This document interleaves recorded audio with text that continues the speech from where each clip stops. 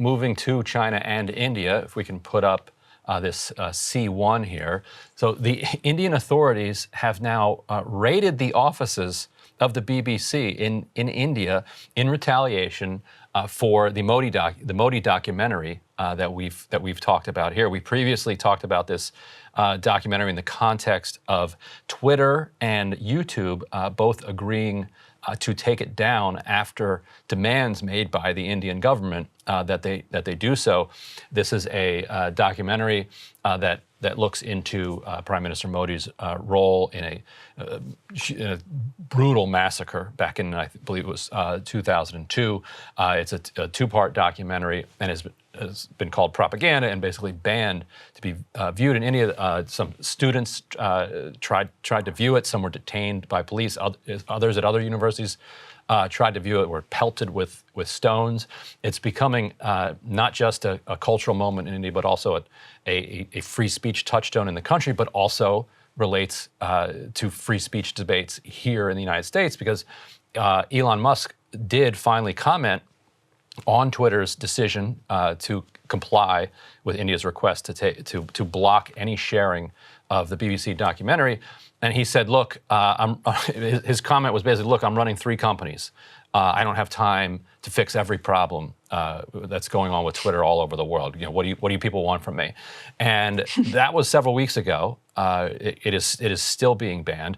Twitter's offices actually were raided before Elon Musk purchased the company by Indian authorities because the pre-Musk Twitter was actually pretty aggressive in rejecting a lot of these demands from the Modi government, which led to a raid of their offices. So what was your reaction when you saw that Indian stormtroopers are like moving in to a media organization's office?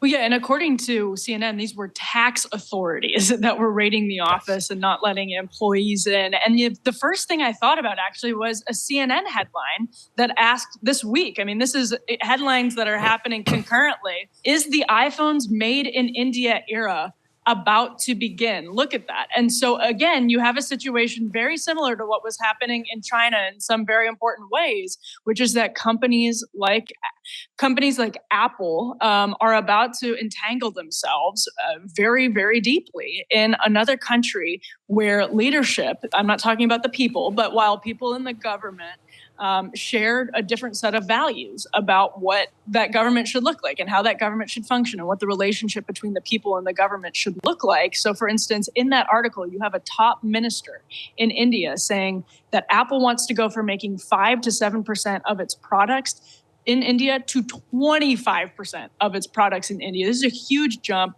Foxconn wants to start doing more business in India. Obviously, that's a huge iPhone manufacturer that has done most of its operations in China for a very long time, had huge problems. We covered that here extensively just a couple of months ago when it came to workers upset about the zero COVID policy. Tim Cook has recently said that India is hugely exciting. That's his direct quote. And there's also an interesting point in the CNN article, which talks about how Samsung ended up already shifting a lot of its operations, a lot of its manufacturing from China to India because of rising wages in China, the rising cost of labor in China, meaning here are some poor people we can exploit in another country to keep costs low for us. And so this dynamic is now emerging when it comes to India. The Wall Street Journal, this is our last element, is reporting that more and more CEOs are about to make trips back to China or already have. We're talking Volkswagen, Mercedes. We're talking about Albert Bourla of Pfizer and Tim Cook of Apple, flirting once again over in China, with their benefactors in the Chinese business community and the Chinese government, to the extent that those are separate. But this is going to pose a really difficult, I think, question for Apple, and to see Tim Cook in particular just diving right back into the deep end in a way that so reminds me almost eerily of the early days of our sort of China merger. There seems to be the same naivete. I don't know. It's not naivete. It's cynicism, I guess, Ryan. Right, and you see the same process unfold continuously.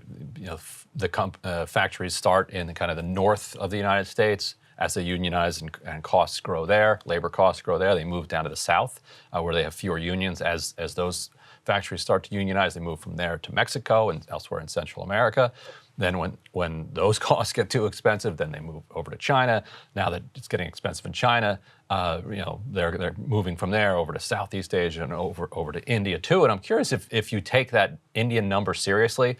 We have to take the source with a grain of salt. This is an Indian minister who is who has an incentive to kind of pump up how much business Apple is going to be doing in there. The 95% of the manufacturing that gets done in China is done because the Chinese government, subsidized the development of these factories over the last 20 to 30 years to a significant degree. And so, how quickly do we think that this could actually happen in India, or is this something of a bluff that Tim Apple, as my favorite name for that guy, that Tim Apple would be using against China to try to just say, look. We do have leverage against you because, India, they're desperate for us, and we're investing heavily over there. Well, a couple things. That's a great question, because on that point, one, if it's this is all about the bottom line for them. There's no sort of moral argument for China in the way that they were making, around WTO. I think, they've really basically just given up on that. So at this point, it's all about the bottom line. And if there are lower wage costs in India, then I think that's extremely tempting, especially if they start getting showered with subsidies.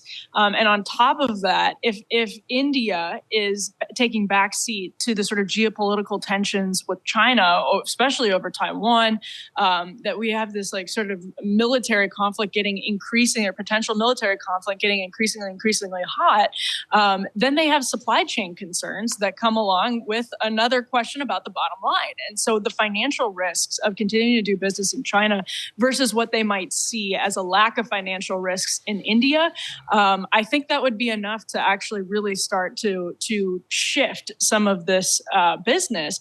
But on that point, it is, I shouldn't say naive, it is cynical, again, to make this bet on India when, to your point, Ryan, we're seeing tax authorities raid a media outlet over apparently a documentary. You can see in similar ways how our idea of liberal democracy or classical liberalism is again going to clash in a way that might not necessarily be a rising tide lifting all boats.